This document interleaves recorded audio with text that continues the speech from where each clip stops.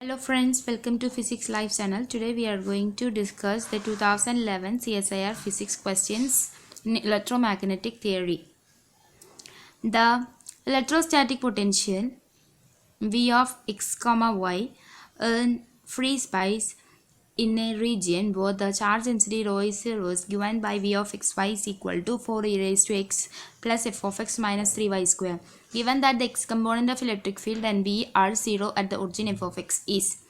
So here the v of xy is given, that is 4 e raised to x plus f of x minus 3y square. And in the question they are saying that Ex and V are 0 at origin 0 0, and also the charge density is equal to 0 means del square V is equal to 0. So V of 0 0, put x equal to 0 and y is equal to 0, we get f of 0 is equal to minus 4 in that expression. And also Ex is equal to 0 means minus del V. You know how to find minus del V of this expression, that is 4 into e raised to 2x into 2 plus f dash x. Here is ex, so this is not exist in the terms of differentiation of with respect to x. So we put x equal to 0 and we get that f dash of 0 is equal to minus 8. And also del square v can be written by double derivative of the expression. So we get that f double dash of 0 as minus 10 and f double dash of x is equal to 6 minus 16 e raised to 2x. And we integrate the expression, that is 6x minus 8 e raised to 2x plus e1, and put the origin, that is x equal to 0, and we get that f dash of 0 as minus 8 e raised to 0 plus e1. We already know v dash of 0 is minus 8, and equating these we get c1 is equal to 0. Once again we integrate, that is 3x square minus 4 e raised to 2x plus c2 is equal to 0, and equate with the f of 0, that is minus 4, and by equating c2 is also equal to 0. Okay, and the final expression, that is f of x equal to 3x square minus 4 e raised to 2x. Okay, so just differentiation and simple differentiation integration, also the conditions given in the questions also we discussed. Okay, so very simple question but is important. Next question, that is for a constant uniform electric and magnetic field E of 0 is equal to E is equal to E of 0 and D is equal to B 0, it is possible to choose a gauge such that the scalar potential phi and the vector potential A bar are given by. So here in this question they are saying that electric field and magnetic field there are constant vectors, so we have to choose a gauge, that is E and B are constant vectors, means E of 0 into x cap plus y cap plus z cap, and B of 0 into x cap plus y cap plus z cap, that is the magnitude will be constant for this electric field and magnetic field. So you know that Lorentz gauge, that is del dot A is equal to minus mu 0 epsilon 0 dou phi by dou t. Okay, so if you consider the first option, phi is equal to 0, so del dot A is equal to 0. So we substitute A in the option, that is A is equal to half B0 cross R, and B0 you know that is a constant vector, and R is there, and we used to find the cross product of B naught cross R, and so we get that B naught cross R like that, and here we find that the del dot A of this expression is equal to 0. So the phi and A which satisfies both the conditions. Okay, by Lorentz gauge conditions we know that del dot A is equal to 0 from phi is equal to 0, and also we substitute A is equal to the option A, we get del dot A is equal to 0. So this will be correct. If you take the second option, you know that if you take the expression for that minus E naught dot R bar, so if you take that, del dot A is equal to never be equal to 0, so the conditions cannot be satisfied by the option B, option C, option D. So you have to select option A as the answer. Okay, thank you friends. Next question, a plane electromagnetic wave was propagating in a lossless dielectric. The electric field is given by E of x comma y comma z comma t, that's equal to E0 x cap plus az cap exponent of I k naught minus ct plus x plus root 3 z, where c is the speed of light in vacuum. E0 a and k naught are constant, and x cap and z cap are unit vectors along x and z axis.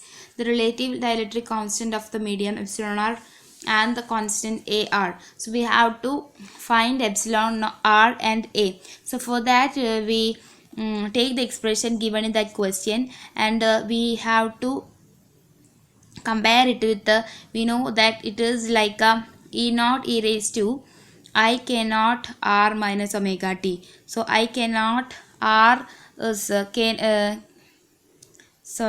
e raised to I k dot r minus omega t. K is comparing this expression with this, we know that k is equal to k naught x cap plus root 3 z cap, and omega is k naught c.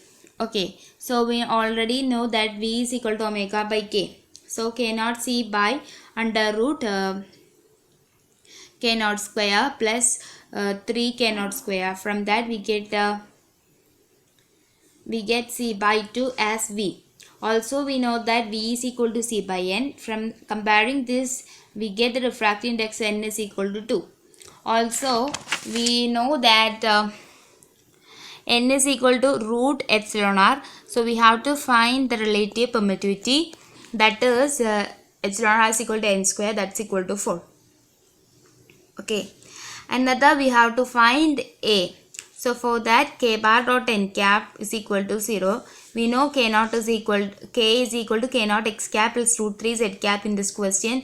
Also the vector, normal vector for this question, that is x cap plus az cap equal to 0, and equating finding the the dot product of this, we get as a is equal to minus 1 by root 3.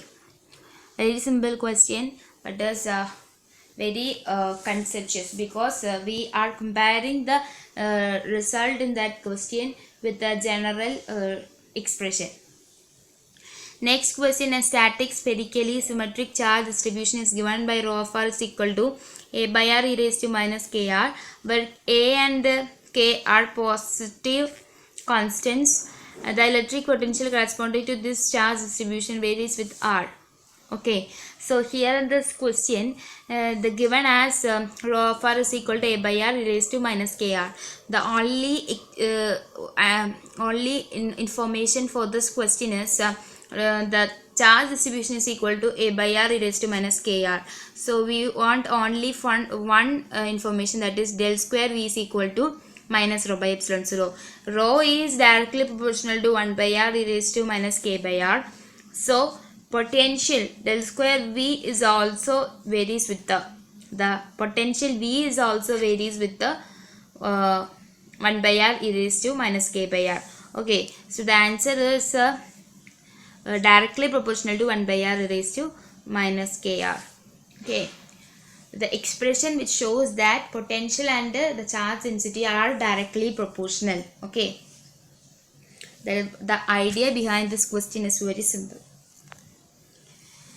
Next question, that is the magnetic field of the TE11 mode of the rectangular waveguide of dimension A cross B as shown in the figure is given by hz is equal to h0 cos 0.3 pi z cos 0.4 pi y, where x and y are in.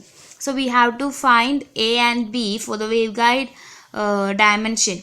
So here in this expression given as hz is equal to h0 cos 0.3 pi x cos 0.4 pi y. So we are just comparing with the expression, the general expression. We know that h0 cos m pi x by a cos n pi y by b. So here that we get 0.3 pi as equal to m pi by a cos 0.4 pi as equal to n pi by b. So from that we get the expression T mn. M and n are 1. So we get 0.3 pi is equal to m pi by a, 0.3 pi 0.4 pi is equal to n pi by b. From that a is equal to 1 by 0.3, b is equal to 1 by 0.4, that's equal to 3.33 to 0.50 centimeter for the waveguide. Next question, the entire range of the frequencies for which the TV11 mode will propagate is.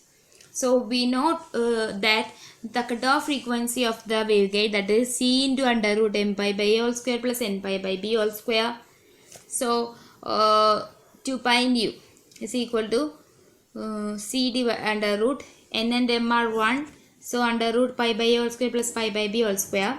We take 2 pi here, so pi cancel, x is 2 there. So c by 2 under root 1 by a square plus 1 by b square. Substitute the value, c is 3 into 10 raised to 8 by 2 under root. We substitute the values for a and b, the dimension given found already in the previous question, and substitute them, and we get the frequency as 7 gigahertz. This is the frequency up to the frequency of incident wave must be greater than the cutoff frequency. That is, the range should be range of frequencies for this waveguide should be 7.5 gigahertz less than f. Okay. So the frequencies above this cutoff frequency must be allowed for this waveguide. Okay, very simple question. So thank you friends for watching. Keep learning.